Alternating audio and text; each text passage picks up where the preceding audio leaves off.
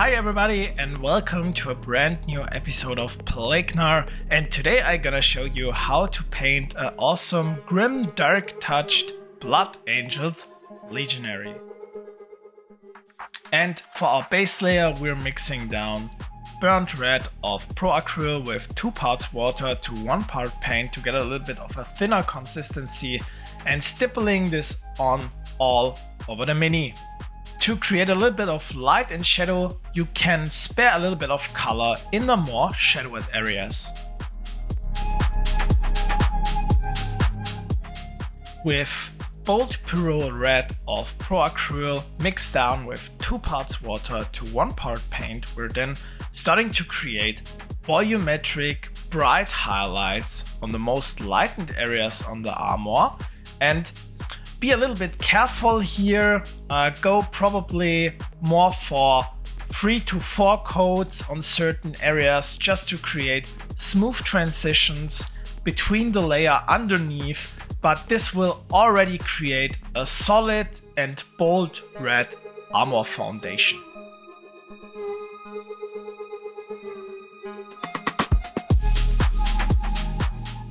In the next step, we're base coating all of the metal parts with Vallejo Dark Aluminium from the Vallejo Airbrush Metal series, and we're using this straight out of the pot and simply base coating all of the metal parts.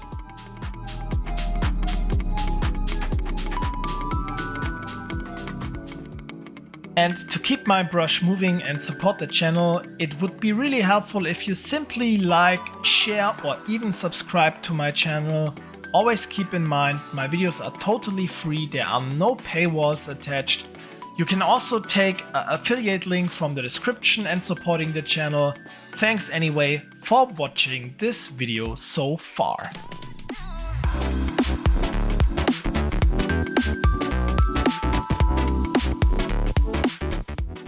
And in the next step we're using rich gold of Pro Acryl mixed down with 1 part airbrush thinner, and I'm always doing this hex on metal colors to thin them down with airbrush thinner.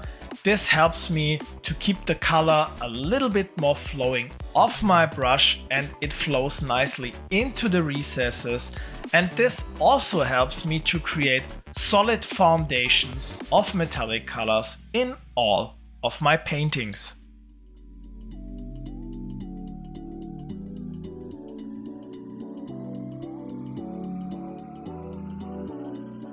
For the next step we're using Abaddon Black mixed down with 2 parts water to 1 part paint, and we're simply base coating all of the cables on the armor, the gun casing and the helm plume as well.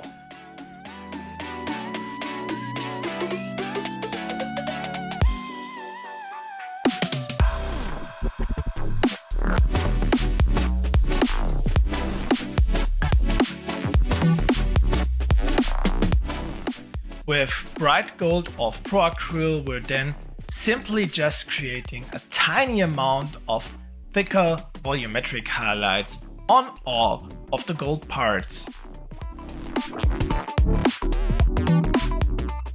And don't overdo this stage, really just go for a couple of spots that would be a little bit brighter and more reflective. We will anyways create a couple of other sharp reflection highlights with silver in a later stage.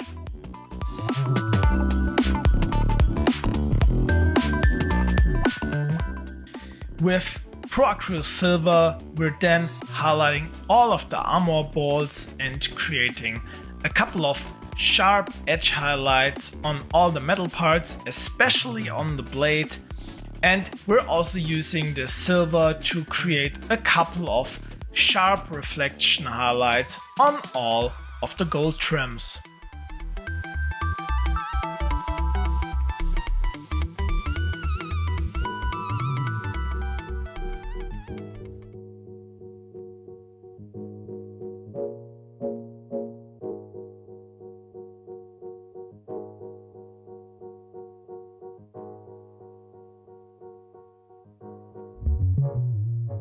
With Basalt Grey of Vallejo, we're then highlighting all of the black parts, for the cables, we're using sharp reflection highlights. On the gun casing, we're creating rough pattern volumetric highlights to create a little bit of a used look. And for the helm plume, we're creating a couple of gray spots and afterwards highlighting all of the black remaining parts with sharp edge highlights on each helm plume. This gives all of the parts a little bit of more variation by maintaining one color. The mixture of the basalt gray is here 2 parts water to 1 part paint as usually. As a second highlight for the black parts, we're then using neutral gray of Vallejo. For the gun casing, we're creating a smaller, still rough patterned volumetric highlight to create a little bit of a used look. For the helm plume, we're now simply just highlighting all of the edges of the plume, and for the cables, we're also creating a tinier version of our reflection highlight.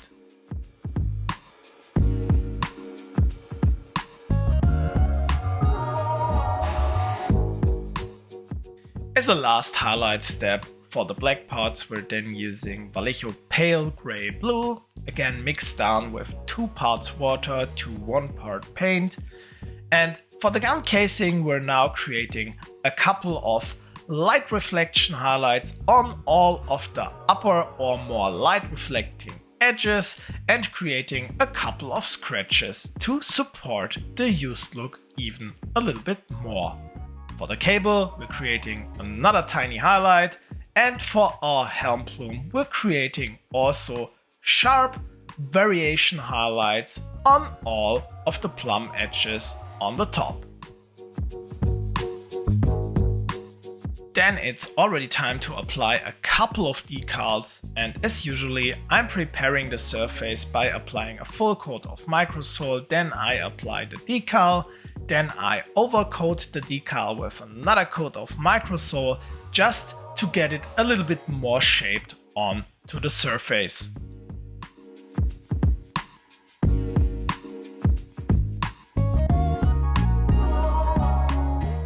As a next step, we're then preparing the mini for our oil wash with a full coat of Vallejo Premium Gloss Varnish, and this is necessary to protect the color from the mineral spirit to be harmed.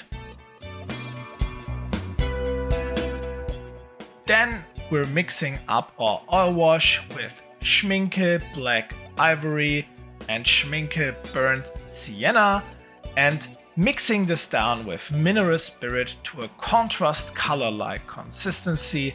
And in this case, I changed the recipe a little bit. I used 2 parts of the burnt sienna and just 1 part of the black ivory or the ivory black, just to get a little bit more of a warmer color that fits into the color scheme of the gold and the red as well.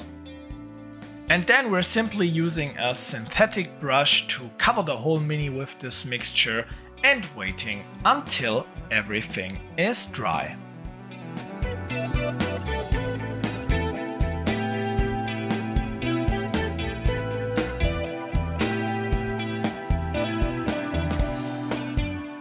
Dry time depends on the amount of mineral spirit you have put into. So I usually wait 12 to 24 hours until I start to wipe off the remainings of the oil wash. With our eyeshadow applicator, we can then start to remove the remainings of the oil wash from all the surfaces by remaining mostly all of the deep recess shades and creating a little bit of a grimier look on the armor while pushing this remaining pigments of the oil wash a little bit around into the shaded areas. Don't worry about if you remove a couple of deep recess shades, we can fix this in a later stage.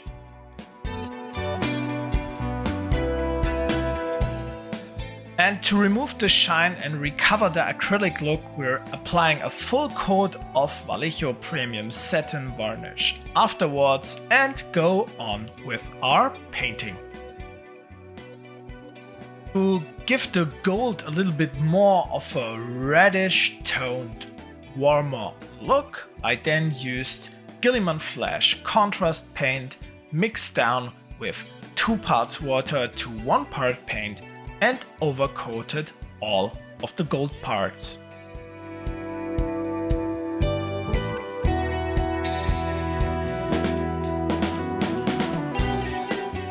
To recover a couple of deep recess shades, I used Gore FX, mixed it also down with 2 parts water to 1 part paint and added it into the recesses I wanted to appear a little bit deeper.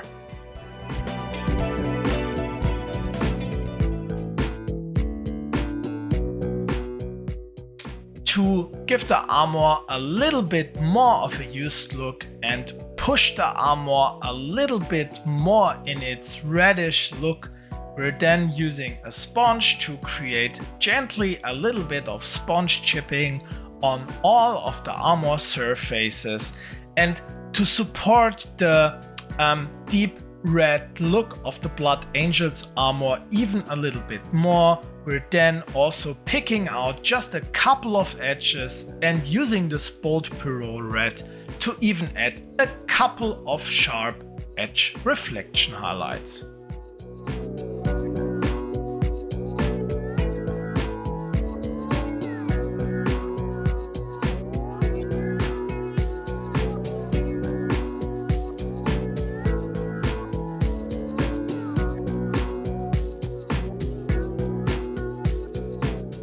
With Orange of Pro Acryl, we're then repeating the same steps from the last stage by focusing the sponge chipping and the edge highlights on the brightest red areas of the armor. This also gives these real bright areas a little bit more of interest and variation.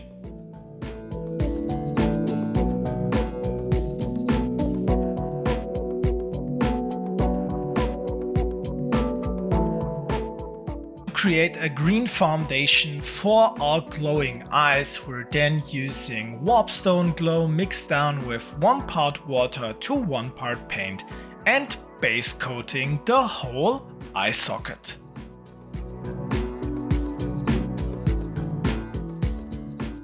And what we're doing now, we're adding in a little bit of Flash Gits Yellow and separating the eye socket in the center and start to create glowing eye lines inside the eye socket, and with every highlighting line we're getting a little bit thinner and tinier on each eye side and adding in a little bit more of Flash Gits Yellow until we're adding a super small dot in the center of each eye line with pure Flash Gits Yellow.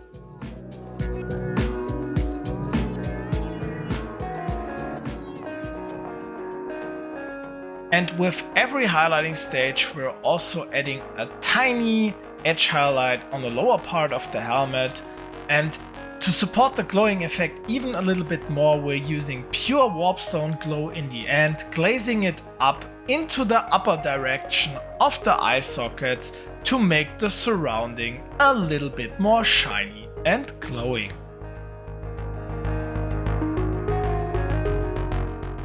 To create the glowing plasma effect, we're base coating the plasma coils with bold titanium white mixed down with 1 part water to 1 part paint to make this paint even a little bit more flowing, and also base coating the ventilation slits.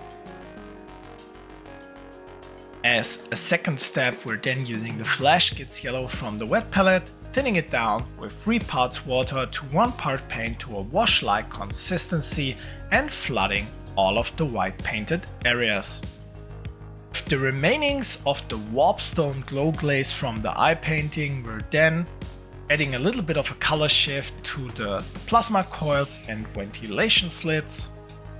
Then we're using the first highlight mix from the eye painting and painting all of the edges surrounding the green areas. And to finish the green, we're using pure Warpstone Glow on the upper edges of the plasma coils.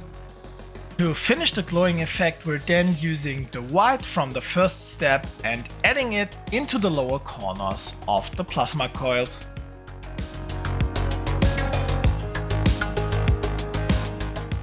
To give this mini even a little bit more of a grimdark touch, we're adding a little bit of blood for the blood god.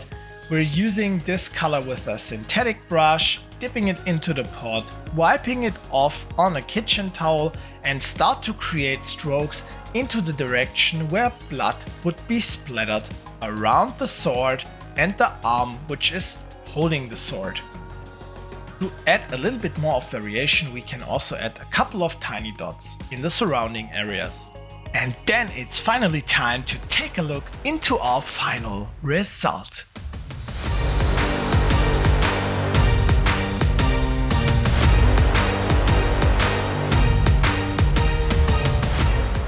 Thank you everybody so much for watching. Don't forget to like, share and subscribe. I hope you had some fun and I hope to see you soon.